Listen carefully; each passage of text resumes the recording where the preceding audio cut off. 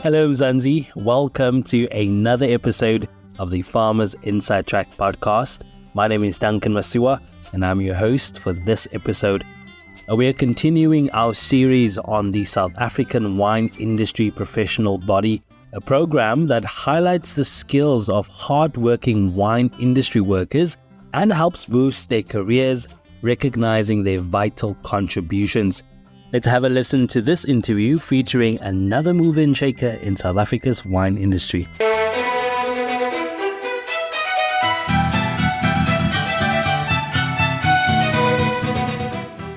Hello South African wine lovers and industry people.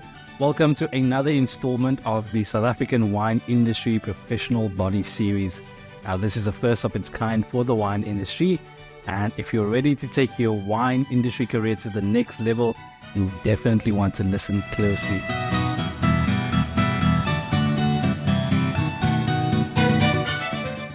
Joining me for a conversation is Corina du Toit, an accomplished professional with an MSc in Wine Biotechnology from Stellenbosch University, along with the Diploma Wine Course from the Cape Wine Academy and a Level 3 Qualification in Wine from the Wine and Spirits Education Trust.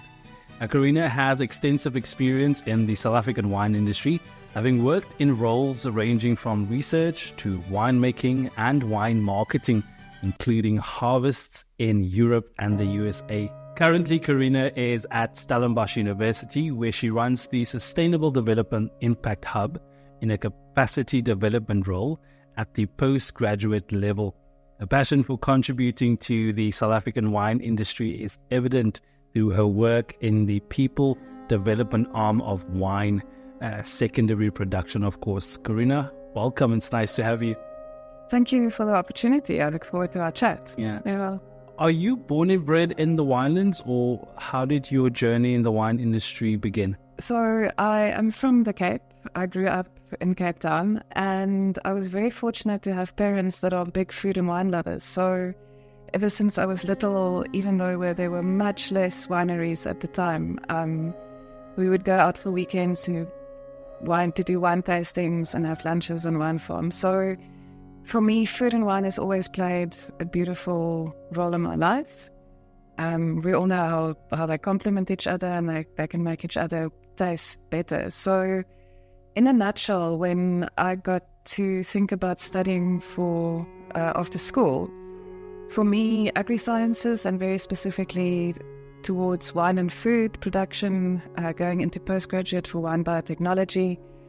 When I was trying to decide what to do, I was chatting to my dad, and I said to him, I think I want to specialize in wine biotechnology. And he goes, great, do it. You will always live in a beautiful part of the world. So I have to thank him for that nugget of wisdom. Yeah. You must have some memorable experiences throughout your journey in the wine industry. Tell us a bit about that. I have to tell you, just to add on to that, wine grows in beautiful places. So I feel incredibly privileged to have walked the route that I did walk in the wine industry. I was in winemaking for a while, and I worked in Stellenbosch and Constantia in some of our most prestigious wine estates. And I was very fortunate to work in France, in Burgundy and Alsace. I worked in Germany and Napa in California, where the one thing I did learn from the Californians is you've got to tell a big story to sell your wine. And that really has shaped me as I've continued through the wine industry. Over time, I did move more into a marketing coordinating role, and also the opportunity there to be the liaison between the client and the winemaker was also a very special position to hold, and also gave me a deeper love and understanding of wine as a product. Yeah. How do you see the intersection between wine capacity development and sustainable development impacting the future of the South African wine industry? So with sustainable development, one of the reasons I wanted to go into it was, I think if you have worked in agri-sciences and once you've had your hands in the soil, I would like to think that I'm more sensitized to some of the environmental impact that we can have through sustainable development. But it's much more than that. Through sustainable development, you also have to look after people. So things like South African wine, looking at the people development, access to education, access to training to help people improve their lives, access to better jobs, for example. So that leads to things like maybe a better financial position. We talk about SDG 1 and zero poverty. Once people are on a better financial footing, then many things can go right in a country. Access to education, better healthcare, hopefully better nutrition, and then slowly but surely, the wheels start turning. So the sustainable development for me, and specifically in the wine industry, isn't just about the environmental impact that we can have. Sure, we can look after our biodiversity, we can look at the land that we are stewards of, but for me it's also a lot about developing the people and making sure that the whole ecosystem is healthy. As someone who's deeply involved in the capacity development at the postgraduate level, what do you believe are the most pressing challenges facing the next generation of wine industry professionals in South Africa? Access to resources. For me, if you have, of course, if you come from a well-resourced family or a well-resourced program, you can pick and choose the courses that are available to you at the moment. Sky's the limit. But for me, what is incredibly important, and this is also where the capacity development courses we're building into the wine industry program is incredibly important, because many of them are either subsidized through SA Wine, or there's a way that your winery can enroll you if you want to. So over different levels, for me, it's access to resources, and I think also awareness of where to find the resources. So I think for me the next step is to ensure that all the cellars and the wineries have information about the different programs that are available, and then be able to make sure that their colleagues and their workers enroll accordingly to benefit their career development. How do you believe the South African wine industry can better promote itself, both domestically and internationally? Oh, we've got so much to offer. Often when I'm traveling internationally and I'm in a wine shop, it always is a little bit hurtful to see the small space that South Africa occupies. We're not as big, or we don't have the track record like countries like France or Spain or Italy have. It's difficult to compete with Europe in terms of legacy, but we've got some of the oldest and best soils in the world. We've got beautiful biodiversity. We've, diversity in a glass. Yeah. And I wish we could bring a little bit of that magic that we know exists from the South African wine industry to the consumer overseas, because I do feel like we should be a bigger player, but I don't know how to solve that issue about helping people understand the South African wine industry better. Yeah. So it's a bigger problem. Yeah. Yeah. I often wonder if there isn't an opportunity in storytelling. Is it how we tell our stories? I think storytelling is so important, and messaging. And I know that, we've got these wonderful industry bodies that try to create a cohesive, united front. And we've done so much with that. But what I also think we have is wonderful personalities in the wine industry. I think once people have been exposed to some of our winemakers and marketers, we know how to tell a story as South Africans, I think. I once saw a winemaker who's now a friend. He came to do a tasting for a group I was helping out, and he told a story about surfing for an hour and a half, and we sold more wine that evening than we've ever sold. So you're right about storytelling, and maybe you're right. We should maybe think about, when we talk about marketing and the essence of the South African industry, what is your farm story, what is your wine story, and how can you also align that with what is already out there about the South African wine industry. Yeah. In your opinion, what role does education and training play in enhancing the quality and reputation of South African wine on a global stage? on different levels. We've got some of the best wine training facilities and resources and lecturers. We don't have to stand back for anyone worldwide. I was lucky to receive my education at Stellenbosch University, and maybe I'm a bit biased because I now work there. But, we have world-class facilities. We produce world-class students, and that's necessary because with wine you have such a blend of having to be very rigorous scientifically. If you look at the microbiological and chemical principles that go into winemaking. But then something you can't really teach is that flair that you also need to understand your soils, understand your vineyards, understand what the vintage is giving you so that you can make a wine. And I think that's one of the beauties of the wine industry is you combine a very creative aspect with a very rigorous scientific aspect. And it's a wonderful industry to be in for that reason. And then you add the enjoyment of enjoying a glass of wine with some of your best people, and there's nothing that can beat that. Yeah.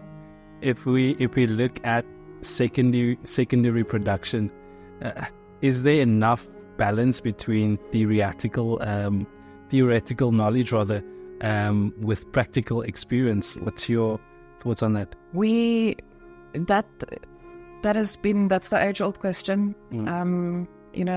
With something like winemaking that is such a practical degree, you have to incorporate the practical aspects. So if you're studying for a career in winemaking, for example, at Stellenbosch or at the agricultural college, you have to have your scientific grounding, but then pay attention when it comes to the practical aspect. And anyway, it's the more enjoyable aspect of the degree as well. Yeah. And then if you look at people that are doing on-the-job training, for them it's the other way around. They might start off with a very practical aspect in winemaking, working in a cellar, and then over time they get to cement what they know from the cellar with some of the more technical aspects or scientific aspects.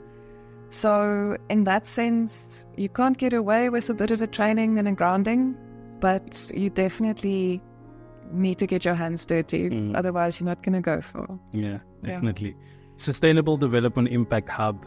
What initiatives or projects are you currently working on, and how do you see that contributing to the long-term sustainability of South Africa's wine industry? So very specifically in the Stellenbosch context, we work with the Sustainable Development Goals, which is the UN's SDGs for a better world. Their tagline is "Leave no one behind." And we also look towards the Agenda 2063. There's goals and aspirations for a peaceful and prosperous Africa. And we're very much in the beginning of the hub's lifestyle.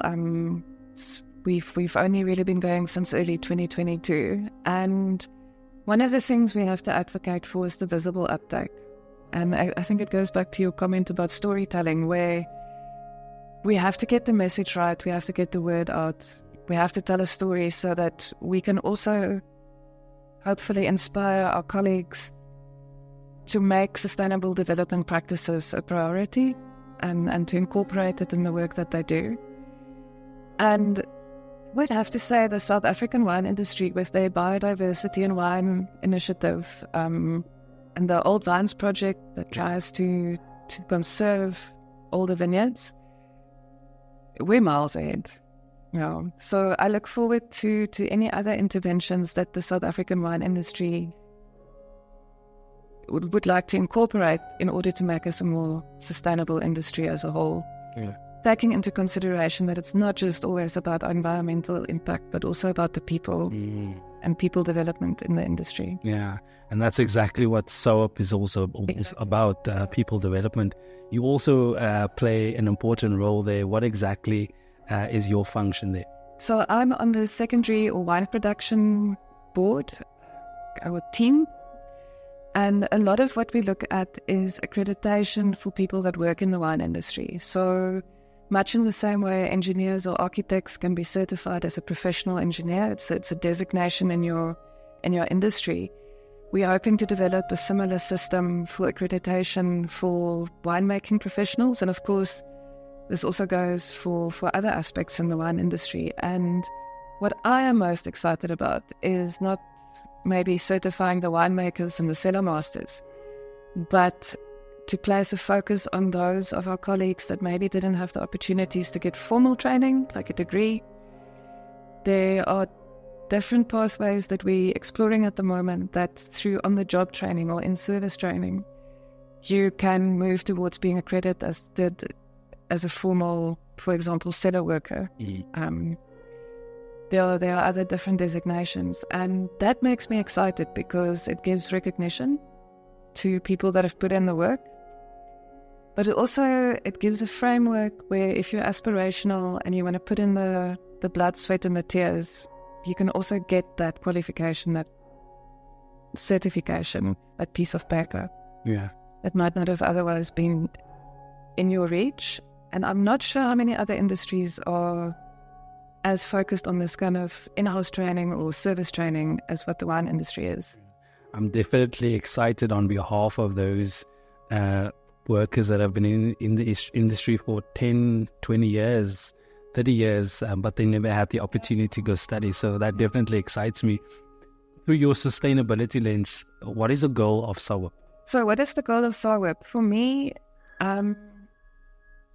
it's about people upliftment. Yes, ultimately through offering more training and better training and more formalized training, we will increase the level or the quality of our wine in South Africa. We will increase the level of our vineyard outputs, our grapes, our harvests. But I think ultimately, there's a momentum hopefully that will come with the wine industry that will be a rising tide that lifts all ships. I would love to see people being capacitated and then the knock-on effect that it also has in their families, their communities, in addition to the South African wine industry. Yeah. What are your hopes and wishes for the body and the wider South African wine industry? My hopes and wishes for the body and for the wine industry is that people take up the opportunities that exist. Maybe there's a little bit of an onus on us to also tell people what we've developed, but it's a no-lose situation for me. Taking up the training that is available, doing the resources, going through the steps to get accreditation and certification, you can't lose. So I hope that people will be motivated through their different work environments to start their training journey and to persist with it. Yeah. Well, there you have it, Corina du Toit. She runs the Sustainable Development Impact Hub at the Stellenbosch University. The sustainability of the wine industry is not just about the vineyards and the environment, but also about recognizing and investing in the human capital that drives it. This initiative aims to enhance the skills, knowledge, and professional growth of those working within the industry and ultimately ensuring a thriving and sustainable future. Now, where there's wine, there seems to be an enormous amount of progressive thinking. So stay tuned as we delve deeper into this exciting journey.